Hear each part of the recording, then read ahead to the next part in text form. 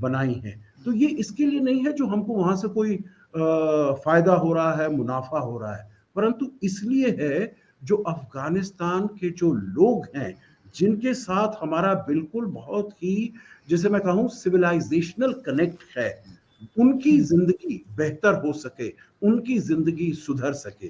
तो अगर इतना हमने इन्वेस्ट किया है पिछले कुछ सालों में, तो यहाँ पर थोड़ा सा ज्यादा और पैसा लग जाएगा, परंतु कम से कम जो वहाँ के लोग हैं, उनके पास दवा पहुंचेगी, उनके पास खाने के लिए गेहूं पहुंचेगा, उनकी जिंदगी बेहतर होगी। तो यही मकसद है। पाकिस्तान का हमारे इसमें कुछ वो लेना देना नहीं है। अगर पाकिस्तान के थ्रू चला जाता है तो ये है जो जल्दी पहुंच जाएगा उनके पास, ये नहीं जो हमें ज्यादा मतलब कम पैसे में ट्रांसपोर्टेशन लगेगा, परंतु उनके पास जल्दी पहुंच जाएगा। यही हमारी मंशा है। लेकिन सर, ईरान के ऊपर जो सैंक्शंस लगी या उनको जिस तरह से डील किया जाता है, उसमें एक बहुत बड़ा रीजन ये भी है, कहा जाता है कि वो न्यूक्लियर एसिड्स बनाना चाहते हैं और पाकिस्तान के ऊपर भी कई बार इल्जाम लगा के उनकी मदद कर रहे हैं। अगर ईरान और भारत के टर्म्स बेहतर होते हैं और एक दूसरे की इस तरह से मदद करते हैं सामान ले जाने में और दूसरी चीजों में, आपको नहीं लगता कि कहीं ना कहीं जाके हो सकता है कि ईरान जो है वो भारत से वही उम्मीदें लगाए जो उसने पाकिस्तान से लगा रखी थी? क्या उस सूरत में भारत उनकी मदद करेगा? देखिए आरजू, भारत और पाकिस्तान को तो ऐसे आप नहीं एक ही उसमें कंपेयर कर सकते हैं, इक्विवेलेंस उनमें नहीं है। ये तो बिल्कुल फॉल्स इक्विवेलेंस है। देखिए, भारत ने जो भी अपना न्यूक्लियर प्रोग्राम डेवलप किया है, वो सारा अपनी डोमेस्टिक कैपेबिलिटी और कैपेसिटी से किया है। पाकिस्तान का मालूम है सभी को, जो नॉर्थ कोरिया से मिसाइल टेक्नोलॉजी आई है, चीन से न्यूक्लियर टेक्नोलॉजी आई है, आपने जिसे कहा जाता है Pakistan is a Walmart of nuclear technology and material, कोई भी आकर वहां से खरीद सकता है। ईरान ले गया, लिबिया ले गया, और कोई देश ले गए, और जो आया था वहां पर, ये सभी को मालूम है। ये आपके अब्दुल कादिर खान साहब जो थे, जो डॉक्टर थे, वो बाहर से ड्राइंग्स लेकर आए थे, वो चोरी करके लेकर आए थे, और उन्होंने वहां पर इसको बनाया, जो भी ये सेंट्रीफ्यूज वगैरह बनाना है।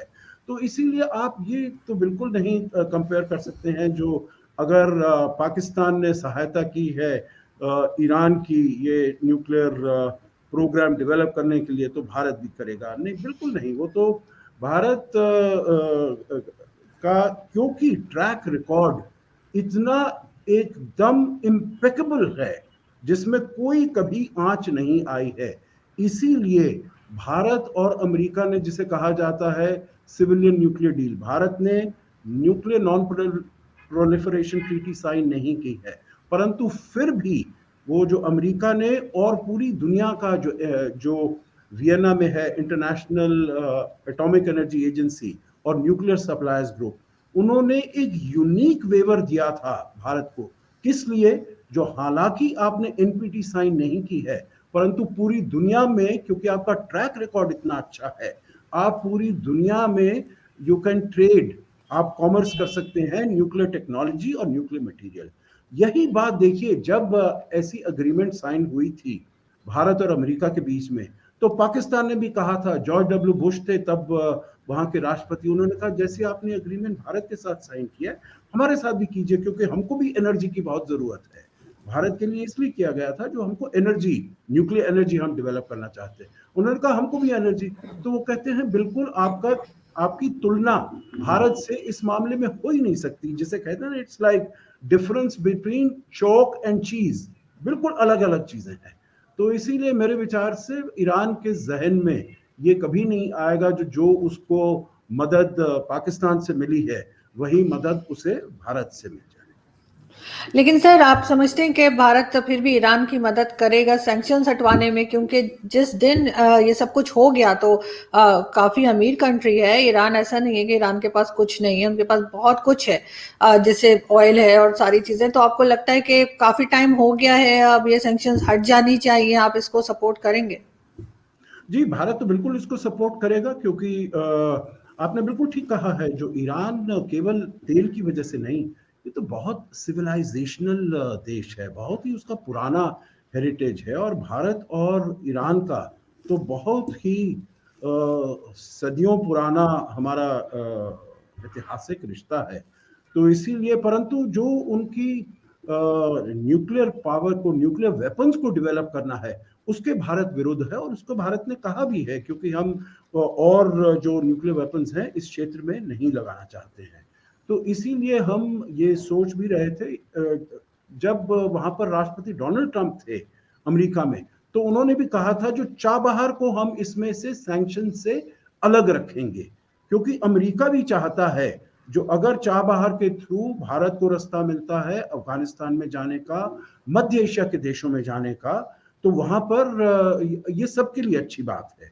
तो इसीलिए अब बातचीत हो रही है वियना में। आपको पता है आरजू, Joe Biden, president Joe Biden ये इसमें इंटरेस्ट रखते हैं, ईरान भी इसमें इंटरेस्ट रखता है। तो अगर ये सैंक्शंस खत्म हो जाते हैं तो ईरान के लिए अच्छा होगा, और मेरे ख्याल से पूरे क्षेत्र के लिए अच्छा होगा। मैं आपको एक उदाहरण दूंगा इसमें आरजू, जो जब 2015 में, जो मैं कह रहा था JCPOA जब साइन हुआ था, तब प्रधानमंत्री मोदी 2016 की मई में गए थे ईरान, और वहां पर एक ट्राइपार्टाइट एग्रीमेंट हुआ ईरान, अफगानिस्तान और भारत का। और अब वहां पर चाबहार को डेवलप करने की बात हुई। तो भारत ने 2016 मई से लेकर दिसंबर 2017 तक वहां की जो कैपेसिटी थी 2.5 मिलियन टन से उसको 8.5 मिलियन टन कर दिया है।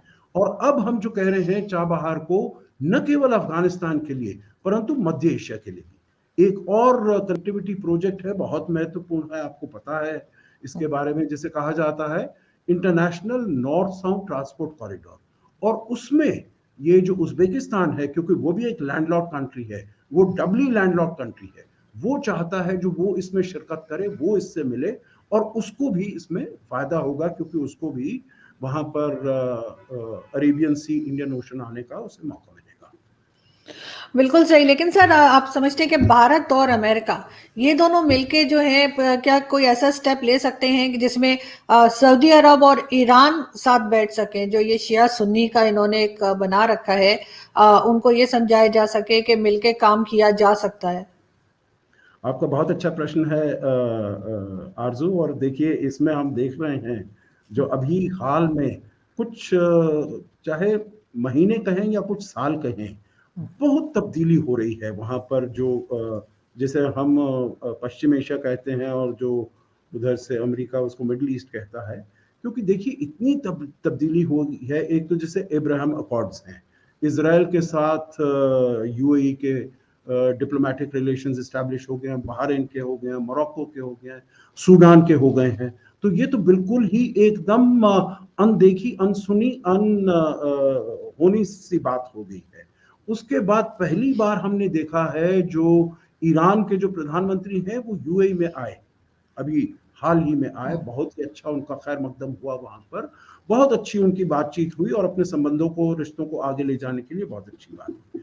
पहली मर्तबा वहां से UAE के जो नेशनल सिक्योरिटी एडवाइजर हैं, आपको पता है जो कैसे UAE और सऊदी अरेबिया एकदम एक साथ जुड़े हुए हैं, दोनों देश, उनकी जो पॉलिसीज हैं बिल्कुल एक साथ मिलती हैं। वहां के जो नेशनल सिक्योरिटी एडवाइजर हैं वो गए वहां पर ईरान में, उन्होंने वहां की लीडरशिप से बातचीत की है। तो मैं तो ये कहूंगा, और भारत मेरे विचार से जो दुनिया के देश हैं उनमें से अकेला एक ऐसा देश होगा, या बहुत ही कम ऐसे देश होंगे जिनके संबंध इजराइल के साथ बड़े अच्छे हैं, जिनके संबंध सऊदी अरेबिया के साथ बहुत अच्छे हैं, ईरान के साथ बहुत अच्छे हैं, UAE के साथ बहुत अच्छे हैं। तो इसीलिए हमारी जो बातचीत होती है, हम तो सभी इन देशों को कहते हैं जो मिलकर रहना चाहिए। और अभी हमने आपने देखा होगा जो कुछ ही समय पहले एक और क्वाड वहां पर बना है, वेस्ट एशियन क्वाड बना है, जिसके मेंबर्स हैं UAE, इजराइल, अमेरिका और भारत। तो ये 4 देशों का वहां पर क्वाड बना है, जिससे कि वहां की जो इतनी सालों से वहां पर टेंशन है और जंगनुमा वहां पर हालात है, माहौल है, उसको कैसे ठीक किया जाए और वहां पर शांति, चैन, अमन कैसे लाया जाए। तो अब ईरान के साथ मेरे विचार से बातचीत हो रही है, और मैं जिसे कहते हैं I keep my fingers crossed जो आगे चलते हुए थोड़े हालात और बेहतर होंगे। बिल्कुल। और सर लास्ट में मैं बस ये पूछना चाहूंगी कि